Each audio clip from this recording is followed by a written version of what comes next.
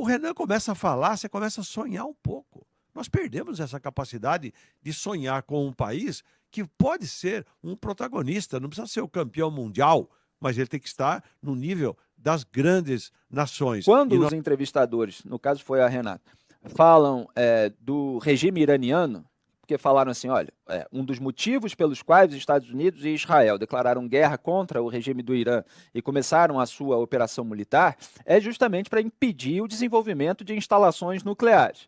O que essa pergunta gera de percepção para o público que está assistindo? Bom, você tem um candidato aí dizendo que o Brasil vai construir uma bomba atômica, então Estados Unidos ou outros países poderão bombardear o Brasil. Quer dizer, nós vamos ficar vulneráveis a eventuais bombardeios porque vamos desenvolver instalações nucleares. Aí é preciso fazer uma distinção sem legitimar aqui as posições, é só para contextualizar e entender como as coisas funcionam na geopolítica.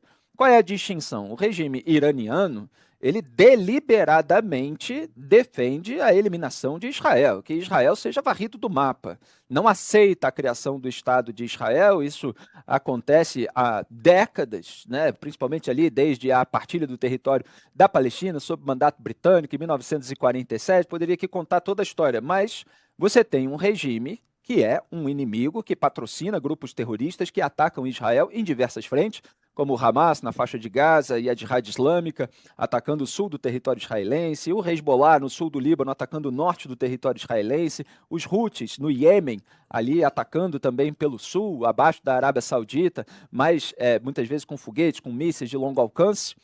Então, não quer dizer que um eventual governo brasileiro que desenvolva essa capacidade vá ameaçar outro país deliberadamente a ponto de colocar o Brasil em risco de um ataque conjunto. Então, isso dependeria da liderança. Mas a preocupação manifestada pelos entrevistadores, acho que as perguntas são legítimas, ela é legítima. Quer dizer, nós então podemos ficar mais vulneráveis com uma bomba atômica ou vamos ficar menos vulneráveis? Então, todo esse debate sobre qual é a liderança que vai estar, qual é o tempo, vai ser aliado de quem, vai ser usada como, que permeou esses primeiros 10 minutos de sabatina. Diogo da Luz, o que você complementa? Pois é, mas a grande diferença é justamente essa. Ele fica firme, ele se atém às propostas que tem no seu tal livro amarelo e segue do começo ao fim. E diz, isso pode não me dar todos os votos. Mas ninguém tem todos os votos, na verdade. E esse é um erro, um engano de muitos outros candidatos. Veja o Caiado, que estratégia adotou. Ele não avançou em proposta nenhuma.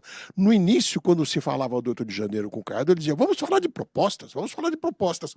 Quando vieram as propostas, ele ensaboou bastante.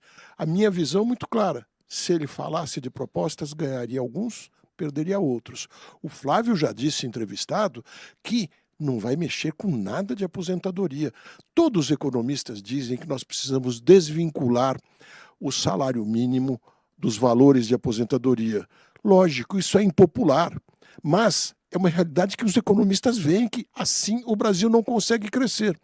Aquele presidente que é com medo de perder votos fala, não, eu não vou mexer em nada disso, imagina, não sei o quê, e muitas vezes depois de se eleger mexe, aí é pior ainda. E o Renan adotou a postura de sem esse populismo barato. Nós temos que mexer também na aposentadoria. Por exemplo, ele falou, teremos que fazer uma nova reforma. Isso é impopular. É impopular, de um lado, mas gera confiança. Me parece que o que ele mais quer é conquistar a confiança das pessoas. E aí ele vai crescendo, sem dúvida alguma. E o que acontece no debate? Isso eu aprendi com um marqueteiro há bastante tempo. Ele disse, as pessoas vão bem no debate até levar o primeiro soco no queixo, comparando com o boxe. O que ele queria dizer com isso? É ser pega de surpresa. E nesse caso, quem foi pego de surpresa foram os entrevistadores. A partir daí, eles tentaram algumas vezes crescer em cima dos candidatos, como fizeram na segunda e na terça, mas não conseguiram. Um candidato, no meu entender, tem que ser assim. Propostas firmes, claras. Você não precisa gostar, mas é preciso entender o que vem daquela pessoa. E sobre a bomba atômica, eu falo com muita tranquilidade, porque muito antes do Renan aparecer na política, eu já tinha muito claro isso. Um país que quer paz precisa estar preparado para a guerra. Essa frase não é invenção minha, ela é antiga, nem sei de quem que é, e muitos falam. É a mesma coisa nós nas nossas casas. A gente não se cerca do máximo de segurança e muitas pessoas não pretendem, inclusive, se armar dentro de casa para a eventualidade de algum ataque. Assim, nós estaremos mais protegidos. A visão é essa: esteja pronto para a guerra. E o que tem no Brasil hoje? Muito investimento em pessoal nas Forças Armadas. Eu vou trazer um exemplo para vocês. Mais de 80% dos gastos da Força Aérea Brasileira são com pessoal. Nós temos tantos generais que, se quisermos colocar um general em cima de cada asa de avião de caça, não vai ter asa para todos os generais. Não tem sentido uma coisa dessas. Olha, eu estava vendo a repercussão dessa sabatina do Renan Santos no Jornal Nacional, inclusive entre os comentaristas que têm um viés mais à esquerda ou que defendem mais o Lula. E eu achei muito curioso, porque há uma espécie de ponto de consenso, que na forma o Renan Santos foi muito melhor do que Romeu Zema e do que Ronaldo Caiado, mesmo aqueles que, vamos dizer assim, têm ranço em relação à figura dele, que historicamente são críticos do movimento, ou que acham uma figura autoritária, etc. E eu achei muito curioso porque eles apontaram que, na forma, o Renan foi muito articulado, não fugiu de nenhuma pergunta, etc. E isso, assim, é um dado da realidade. De fato, eu sempre falo, Renan tem cognição, tem articulação verbal, ele tem capacidade, acima da média, vamos dizer assim, da classe política. Agora, é preciso analisar cada proposta do que ele faz, é preciso ver se tem coerência entre discurso e prática. Enfim, tem um monte de pontos aí que são pontos controversos, para dizer o mínimo, na trajetória. E é normal que numa corrida eleitoral se busque extrair do candidato exatamente aquilo que ele quer dizer, aquilo que ele acredita, aquilo que seriam os valores, os princípios nos quais ele atua. Ou se não há esses valores e esses princípios. Mas o que as pessoas mais à esquerda estão comentando nas redes sociais é, olha, ele é perigoso porque ele é bom na forma. E elas estão dizendo, não, as propostas são horríveis, precisam ser combatidas, são autoritárias, são fascistas, e cada um vai dando a sua rotulação ou a sua qualificação, fazendo a sua crítica, mas reconhece que é alguém preparado para defender as próprias posições. E foi exatamente isso que me pareceu, nesse ponto que eu estou falando aqui da forma, do desempenho do Renan Santos. Ele respondeu todas as perguntas, inclusive várias vezes, em que era interrompido pela Renata ou pelo César Tralli. Ele pediu para esperar, peraí que eu preciso terminar, é um tema importante, deixa eu terminar e tal, só dar um último exemplo, etc. Porque ele sempre tinha o que falar a respeito daquele tema. Ele não vacilou em nenhuma resposta do ponto de vista de deixar, vamos dizer assim, um espaço, uma lacuna em relação àquilo que ele defende, ou não esclarecer um ponto específico da sua proposta. Eu acho que tem um elemento aí que sempre gera controvérsia para além da bomba atômica, que é o que apareceu ali mais para o fim, de decisão ilegal do Poder Judiciário não se cumpre. E aí foi questionado a respeito disso, mas qual situação, etc. E aí começou a ter um debate sobre essa situação. Mas obviamente que num tempo muito curto de uma sabatina, ainda mais para um tema, de vários temas que foram abordados, não dá para listar todas as hipóteses possíveis. Mas isso gera preocupação, já vi gente criticando também nas redes sociais esse tipo de postura, porque sempre fica a pergunta, mas quem vai decidir que a decisão é ilegal?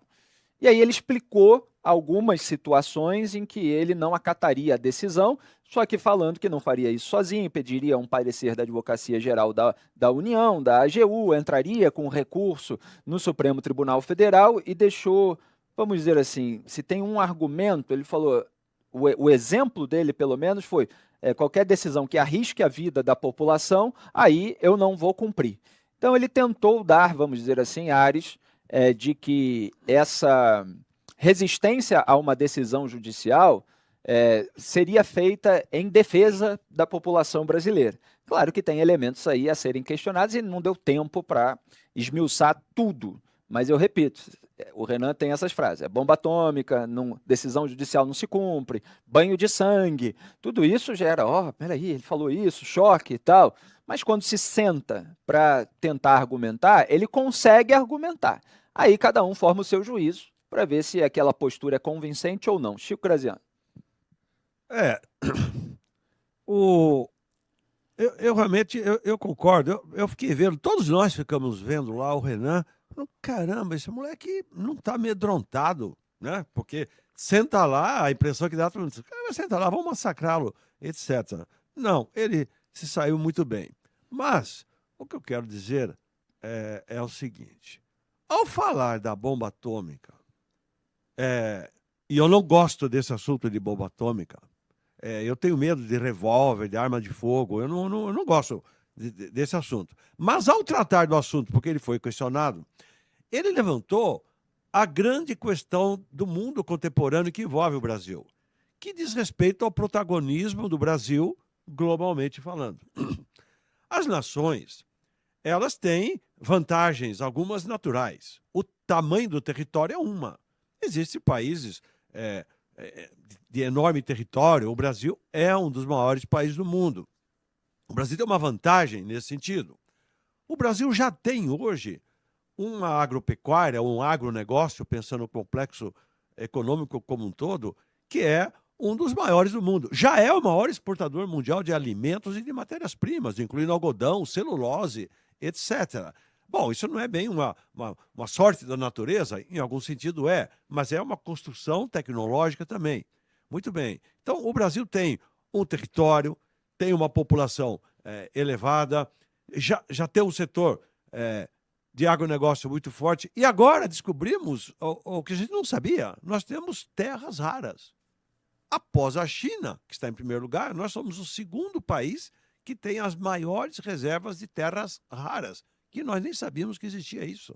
E agora está todo mundo procurando. Que diabos esse negócio de terras raras, que para construir um avião supersônico você precisa de terras raras, os carros elétricos, as baterias, etc. E a China domina isso. E os Estados Unidos, o Trump ficou super nervoso, porque eles têm quase nada de terras raras. Então, o Brasil vai se aproveitar dessas suas vantagens comparativas, como se diz em comércio internacional, ou vai, como disse o Renan ali para a moça, ou lá para o César, ou vai continuar sendo um eterno Zé Carioca, olhado do mundo para cá. O Brasil é do carnaval, do futebol já nem mais né?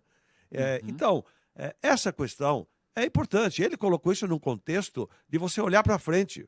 O Renan começa a falar, você começa a sonhar um pouco. Nós perdemos essa capacidade de sonhar com um país que pode ser um protagonista, não precisa ser o campeão mundial, mas ele tem que estar no nível das grandes nações. E nós vamos sentar nessa mesa ou não. Então, este é um ponto importante. Vejam, desculpe aqui me alongar, mas olha, em 2009 foi criado o BRICS.